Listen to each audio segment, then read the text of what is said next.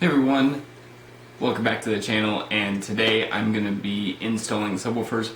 So I'm not going to film this first part of it. I'm actually just going to put a bunch of images up on the screen of me actually installing subwoofers, because it's really just me being on the struggle bus the entire time trying to lift both the DC level 5 18s into the back of the box.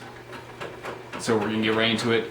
So this first picture is coming up on the screen right now is the sides of the subwoofer holes. So between the layers there was obviously glue, and I needed to cut out some of this glue. So first thing I did was I took a knife and I just went around the edges and I cleaned out some of this glue so it wouldn't rub on the sides of the surrounds anymore. This is important just because I don't want something in there that's going to damage the surrounds over time, and that would just be a bad situation. So for the next one, this is after I've gotten one subwoofer in there, and basically what I did, which I also talk about later in this video, is that move it around since it is saying reverse with a magnet up, and I want to make sure is put your fingers inside the surround and kind of press up against the edges lightly, and you should be able to feel the wall of the hole if you are too close. So I was doing that around the entire edge. It took me a while to get it set up, and it was pretty difficult to actually get maneuvered inside. These weigh a lot. You can see the magnet there sitting next to everything with the brand new brace that is also installed in the box, which you saw in the last video. And this is the final video with a photo with both of them installed. I tried to line them up a little bit. They're not perfectly lined up with each other, but for me that's okay because I know they're centered. It takes a lot to actually center them in their holes, so I'm pretty happy with where that turned out, and I'm not too worried about it from that point on. Alright, I bring back out here after that quick entry. You can see subs are in, but they're not actually mounted. There's no screws in here holding them in. So my choice has always been the big reds from SMD. I found that they actually do hold really well. So that's one they've put in. I've got impact driver with the wrong bit on here, but I did bring down the right bit over here in the drill, and you have to use a really big Phillips to work with these, otherwise they just strip out. So I've got my impact with that, and usually with all other screws I go with an 1/8, but with this one I think I'm going with a I think it's a 7/64, 5/64. I don't know. It's just a little bit up from an 1/8. Otherwise I found that these start breaking off heads in the box. So I'm gonna drill out these holes. I'll show you guys like the first one and then putting in a screw, and then after that I'm just gonna do the rest and I'll update you guys with it afterward. Since these are reverse mounted too, make sure to feel around surrounds and press in towards the wall to make sure that you're not on the side of the wall with any of your surround, because you don't want that. I've already checked all these. I know that the subs are placed correctly. So I'm gonna let these mount in and then I'll finish up the video after that.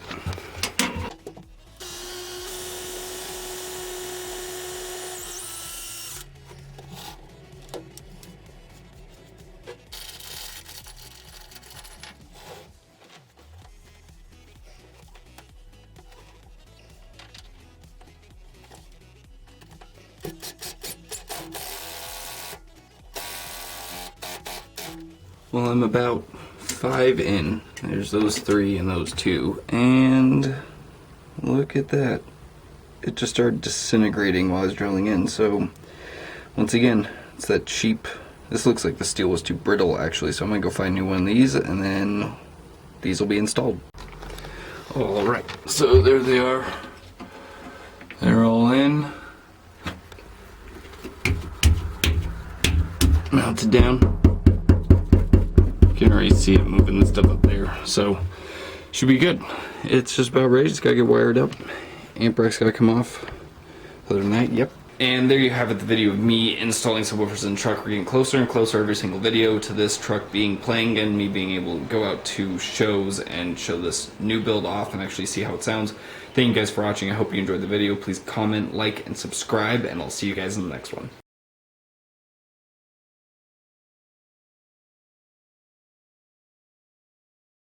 How's everyone doing today? My name is Riley and welcome back to the XSP Green Monster channel. Today I'm going to be going back, removing some of the stickers off the rear window of the truck because there's a ton of them that are just peeling off and I'm just going to have to re-sticker it. I'm thinking about going black on them like I said in an earlier video.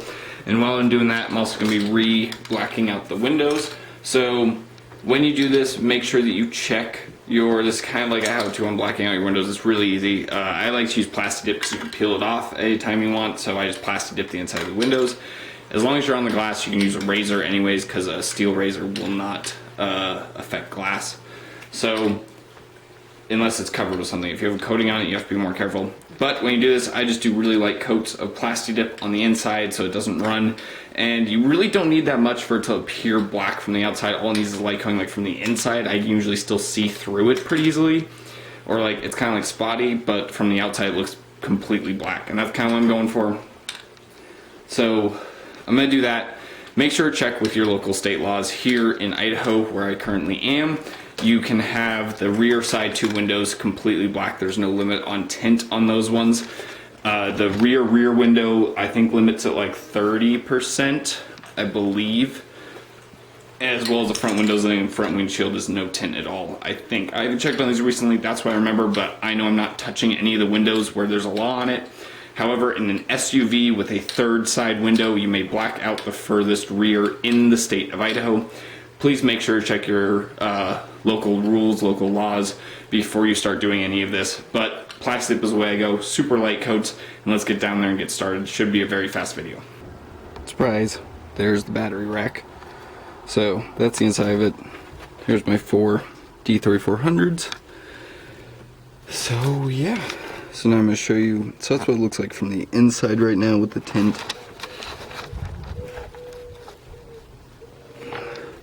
And the outside, so I'll set you guys up here and I'll kind of show you guys what I'm doing in terms of how light these coats are, and should be much darker by the time we're done.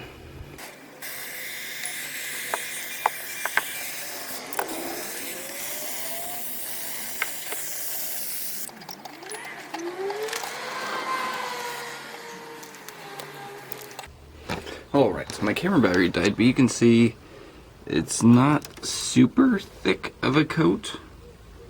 Like, it's really a really thin coat of plastic dip. But it is completely black. There you go. It's showing through a little bit, but you can see how long it takes it to adjust to where you can actually see. So I just did that on both sides, and that's dark enough for me. I don't need it like, before I had it like solid black, but I don't need to go that far with this, so I'm just gonna leave it there. Yep, subs are in, batteries are getting ready to go. I removed the 3 Singer alternator stickers. You can kind of see where they were, and then I realized that to really do this effectively, I need to get one of the little scraper razor things, so I'm gonna do that. And then I'll come back and I'll get off a lot of these other stickers. So that's going to be it for this video. If you guys enjoyed, please give it a like, comment, and subscribe, and I'll see you guys in the next video.